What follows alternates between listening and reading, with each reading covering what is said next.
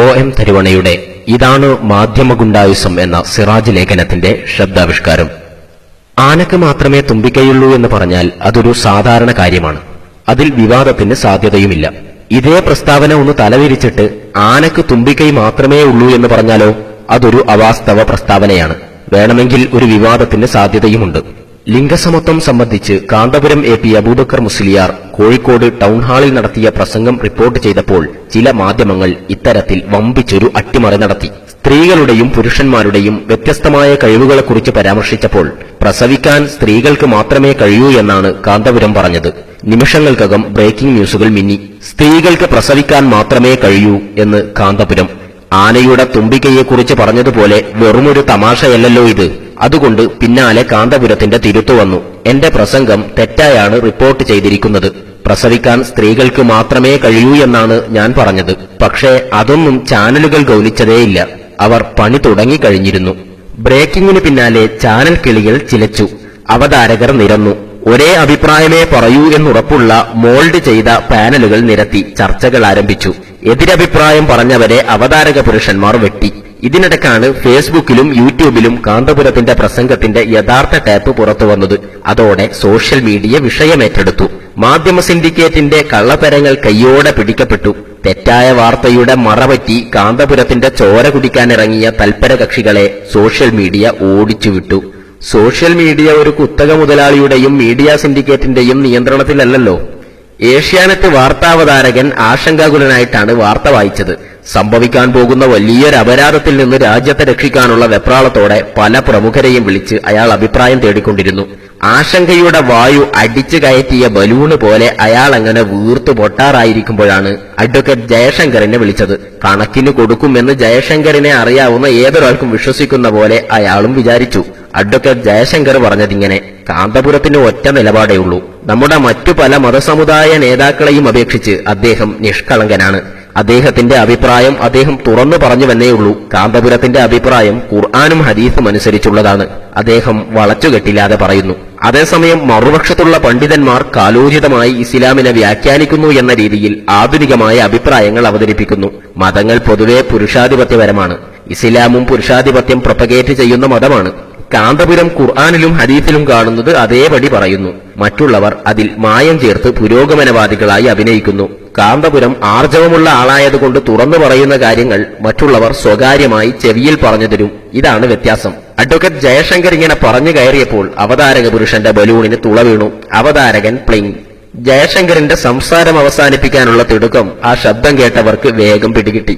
മാധ്യമം ഓൺലൈൻ എഡിഷനാണ് തെറ്റായ വാർത്ത ആദ്യം പുറത്തുവിട്ടത്. തെറ്റ് ബോധ്യപ്പെട്ടതോ പ്രതീക്ഷിച്ച ടാർഗറ്റ് പൂർത്തിയായതോ രണ്ടുമാകാം. മാധ്യമം ഓൺലൈൻ എഡിഷൻ ഇടയ്ക്ക് വാർത്ത പിൻവലിച്ചു.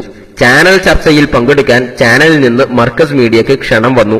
തിരുത്തയച്ചിട്ടുണ്ടെന്നും ആള് വരില്ലെന്നും അറിയിച്ചിട്ടും ആ ചാനൽ തെറ്റായ വാർത്ത പുറത്തുവിട്ടു. ചർച്ചയിൽ പങ്കെടുക്കാമെന്ന് പറഞ്ഞിട്ടും ആൾ വന്നില്ലെന്നും ഇപ്പോൾ ഫോൺ അറ്റൻഡ് ചെയ്യുന്നില്ലെന്നുമായിരുന്നു അവതാരകന്റെ പരാതി. ഇതിനകം പ്രിന്റ് മീഡിയ അച്ചുനിരത്തി തുടങ്ങിയിരുന്നു.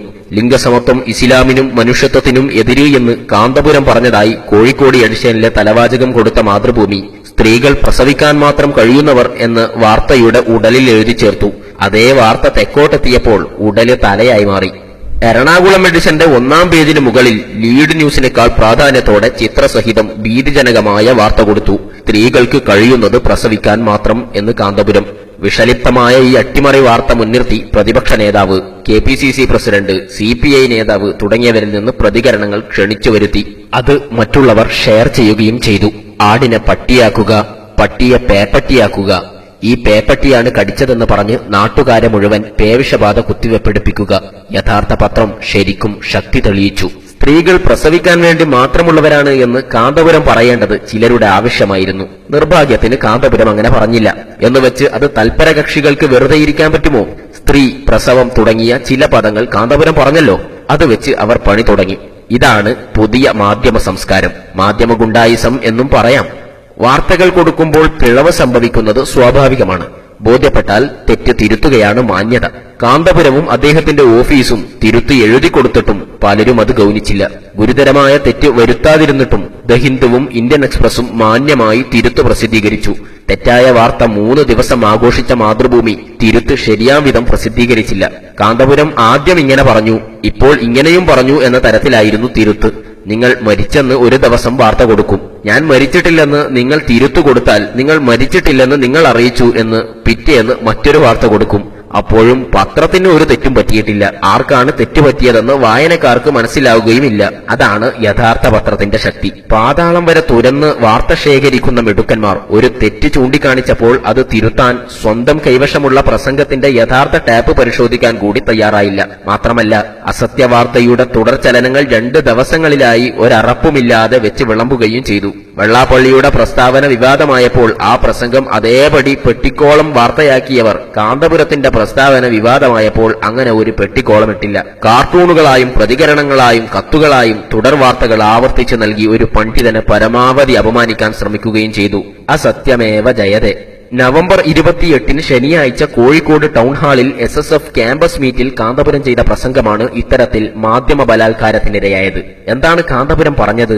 ചില മീഡിയകൾ വിഷം ചേർത്ത് വിളമ്പിയ ആ പ്രസംഗം അതേപടി താഴെ പകർത്തുകയാണ്. മാതൃഭൂമി 1-ാം പേജിൽ ഉലക്കമുക്കി എഴുതിയ തലവാചകം ഈ പ്രസംഗത്തിൽ എവിടെയാണുള്ളതെന്ന് നാട്ടുകാർ പത്രക്കാരോട് ചോദിച്ചു നോക്കണം. ഒരു കുട്ടിയെ പ്രസവിച്ചു കഴിഞ്ഞാൽ ആ കുട്ടിയെ വളർത്താൻ, വിനയത്തോടെ വളർത്താൻ, ക്ഷമയോടെ വളർത്താൻ സ്ത്രീകൾക്കുള്ള കഴിവ് പുരുഷന്മാർക്കുണ്ടോ?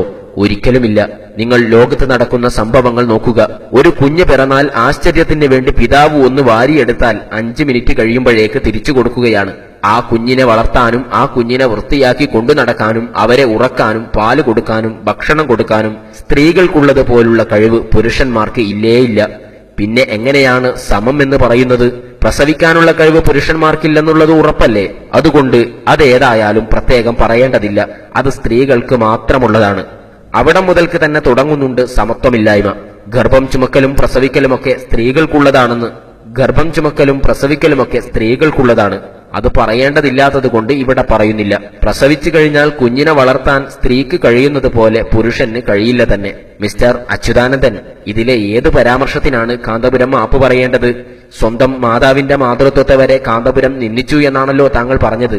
എവിടെയാണ് സഖാവേ ഈ വാക്കുകളിലെ മാതൃനിന്ദയുടെ പദങ്ങൾ? ആരെങ്കിലും എഴുതിത്തരുന്നത് തപ്പിത്തടഞ്ഞ് വായിച്ചൊപ്പിക്കുന്നതിന് മുമ്പ് വസ്തുതകൾ അറിഞ്ഞ് പ്രതികരിക്കുന്നതല്ലേ ആ പ്രായത്തിന് ചേരുക? സിംഹമോ കഴുതയോ എന്ന് തീരുമാനമാകാത്ത സ്ഥിതിക്ക് താങ്കളുടെ അത്യാവേശ പ്രകടനത്തെക്കുറിച്ച് ഇനി എന്താണ് പറയുക?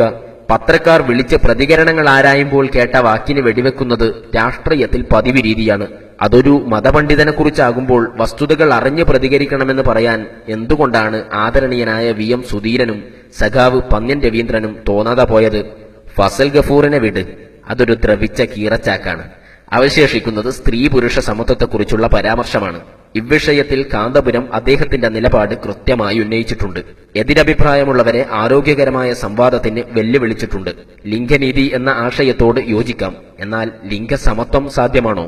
ചരിത്രവും ജീവശാസ്ത്രവും വസ്തുതകളും മുൻനിർത്തിയാണ് കാന്തപുരം വെല്ലുവിളിച്ചിരിക്കുന്നത്. താൽപര്യമുള്ളവർക്ക് സൗഹാർദ്ദപരമായ ആശയ സംവാദത്തിലേർപ്പെടാം. കാന്തപുരവും അദ്ദേഹത്തിന്റെ പ്രസ്ഥാനവും നിലപാടിൽ ഉറച്ചു നിൽക്കുക തന്നെയാണ്.